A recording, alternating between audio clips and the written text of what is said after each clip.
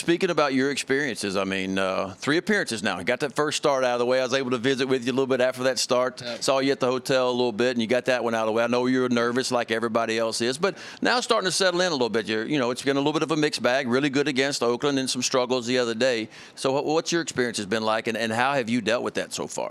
I think it's I try and take every day, one day at a time, and just try and learn every day. I learned some things against Oakland when I was throwing well, and I learned what, worked for me in that situation, and then I learned what didn't work for me against, the Blue Jays the other day. It's a good hitting team, and, just learning small things like, catching too much of the plate with 2 strikes and little things like that, My biggest focus has been, just getting ahead of guys and things like that. So I feel like I executed that pretty well. It's just, like I said, just not being too fine and just going right at guys. And every day is a learning experience. Just trying to keep your aggressiveness is what it sounds like, because a lot of people get to the big leagues like I did do at early age, and you think all of a sudden now I got to do something a lot different. Yeah. When the truth is you don't. You just keep your aggressiveness and keep moving forward. Tell me about your relationship with Grayson Rodriguez. Read a lot about you guys. I know you guys are really close, but it seems to be a very competitive thing between you two guys, especially a year or two ago about who might make it to the big leagues first. Of course, Grayson was on track, and of course we all know unfortunately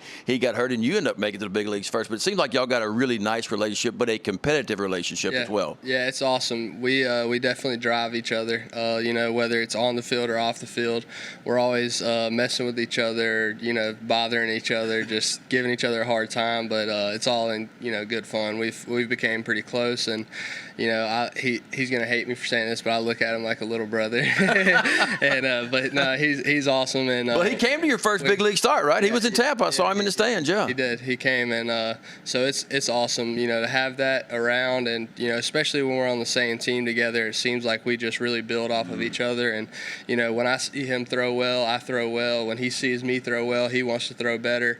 And so I feel like it works to our advantage a lot just to compete with each other and have that friendly competition. Do y'all bounce things off each other by text or by phone calls, like when he sees you pitch and you see him pitch? 100%. Yeah, all the time. We talk. Whether it's good or bad, he might text me and say, "What in the heck were you doing?"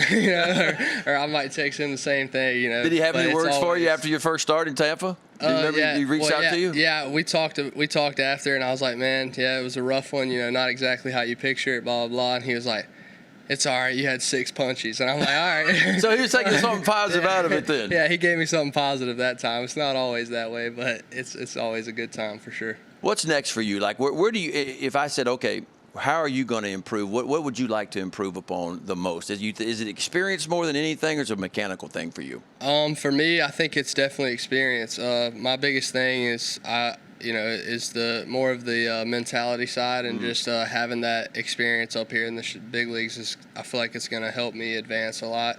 Just learning, like I said, against a good hitting team like this, the Blue Jays is just, it's huge for me to get that experience and, learn what's going to work for me and what I need to do to, make my stuff play up against guys like that. How have you dealt with the expectations? Expectations are always going to be there. Expectations at the big league level are different now for the Orioles, and it will be for some time now. And, of course, you were a former first-rounder, high prospect. A lot of people are expecting a lot of things out of you. A lot of history here. Jim Palmer, McNally, others. I mean, big-time guys. It's definitely, you definitely feel it sometimes, but you try not to think too deep into it. I'm so focused right now on just my craft and trying to, perfect that as best I can, and just really just putting up with my own expectations for myself. That's something that has been big for me this year, is just trying to tell myself not to think about what others think or what others want me to do or need me to do. It's just what I expect of myself, which is greatness, and I'm just going to keep striving for that.